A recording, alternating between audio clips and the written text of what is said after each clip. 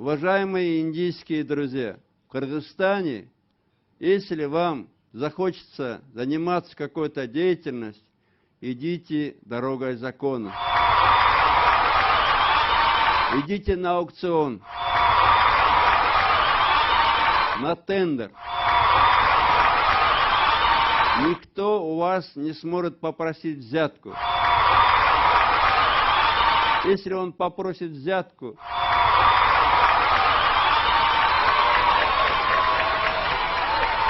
в Кыргызстане это теперь норма.